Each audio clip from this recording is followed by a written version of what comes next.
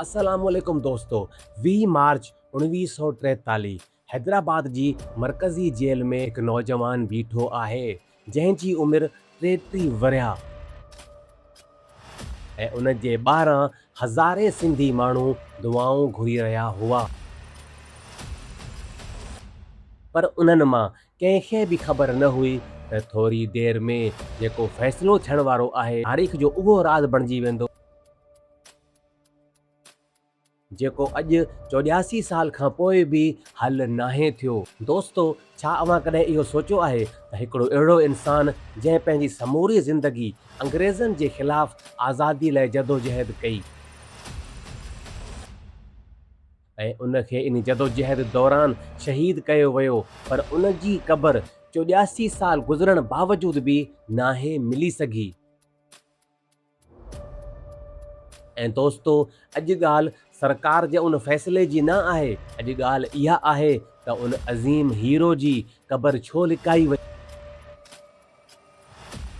ऐं अचो त सम्झूं सिंध जे विसारियल हीरो जो राज़। सैयद सिबगतुल्ला शाह राशिदी, जेको 6हें पीर पगारे जे लक़ब सां मशहूरु थियो ऐं पीर साईं सिर्फ़ 12 वरहनि जी उमिरि में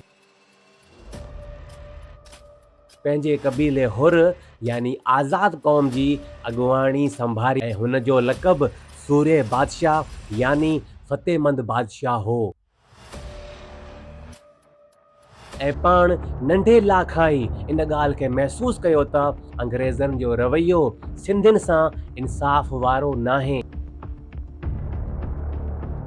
पाण पंहिंजे पोइलॻनि खे ॿुधायो त हुर जो मतिलबु आहे यानी ग़ुलामी खां आज़ाद, ऐं उन जी जदोजहद सिर्फ़ मज़हबी न पर सियासी बि हुई। पाण हिंदू मुस्लिम इतिहाद जी हिमायत कई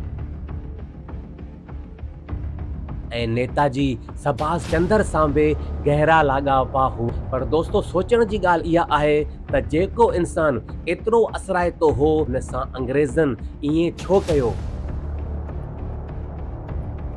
अंग्रेज़नि हुरनि जी ताक़त ऐं हिमत खे दॿाइण जे लाइ हर हरबो इस्तेमालु कयो ऐं 1942 में अंग्रेज़ फ़ौज पैराशूट ज़रिए सिपाही लाहे करे पीर जो ॻोठ ऐं घणंग बंगले ते बमबारी कई, पर हुर न झुकिया ऐं अंग्रेज़नि मजबूर थी करे हिकु नओं कानून ठाहियो जंहिंखे हुर एक्ट चयो वियो। मतिलब के जेके बि हुर हुया उन्हनि जी समूरी बिरादरी खे मुजरिम करार ॾिनो वियो। हुर खे ॾिसंदे ई गोली हणण जो आर्डर ॾिनो वियो ऐं हुरनि जे कई ख़ानदान जे माण्हुनि खे कैदियुनि जे तौर ते कैंपनि में रखियो वियो। जॾहिं हथियार बि नाकाम थिया त पोइ अंग्रेज़नि छा कयो? अंग्रेज़नि साईं सिबगतुल्ला शाह राशिदी ते केस हलायो, पर उहो केस मुनसिफ़ाना न हो ऐं तारीख़दाननि जे मुताबिक़ कोर्ट में हिकु अहिड़ो पर्दो रखियो वियो हुयो त जीअं पीर साहब ऐं गवाहनि जी पाण में नज़र न मिले ऐं चयो वेंदो आहे साईं जन जी नज़र एतिरी त गहरी हुई जो ॾिसंदे ई माण्हू मुतासिर थी वेंदा हुआ। ऐं सोचण जी ॻाल्हि इहा आहे जे ख़िलाफ़ उन्हनि जे भाउ खे बि गवाह तौरु बीहायो वियो। इहा अंग्रेज़नि जी वॾी चाल हुई। नतीजो अॻु में ई तय हो, पर जेका सज़ा मिली उहा त सिर्फ़ शुरूआत हुई, पर उन्हनि जी शहादत खां पोइ छा थियो? असल राज़ त इहो आहे। ऐं 20 मार्च 1943 ते साईं सिबगतुल्ला शाह राशिदी खे हैदराबाद जी मरकज़ी जेल में फाही ॾिनी वई ऐं फाही ॾियण खां पोइ अंग्रेज़नि इहो फ़ैसिलो कयो त साईं जन जी क़बर खे ज़ाहिर न कयो वेंदो, छो त अंग्रेज़नि खे भउ हुयो अगरि उन्हनि जी क़बर खे ज़ाहिर कयो वियो त हुर ईंदा, अक़ीदतमंद ईंदा ऐं इन तहरीक खे अॻियां हलायो वेंदो। उन्हनि इन तहरीक खे हमेशह जे लाइ ख़तमु करणु चाहियो पिए ऐं अॼु बि 84 सालनि खां पोइ बि सिंध जा माण्हू इहा घुर कनि था त आख़िर साईं सिबगतुल्ला शाह राशिदी जी क़बर किथे आहे, असांखे ॿुधायो वञे।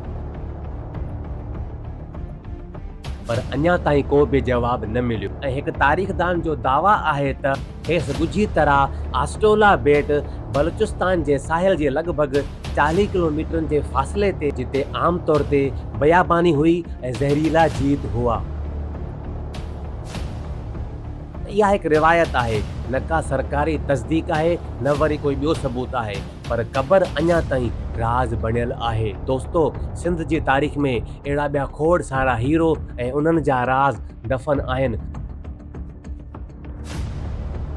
जेके असां खां लिकाया विया आहिनि ऐं असांजो कमु उन्हनि खे ॿीहर रोशनी में आणणु आहे, फ़क़ति यादि रखण लाइ, पर उन्हनि सिंध जे अज़ीम इंसाननि मां सबक़ सिखण लाइ।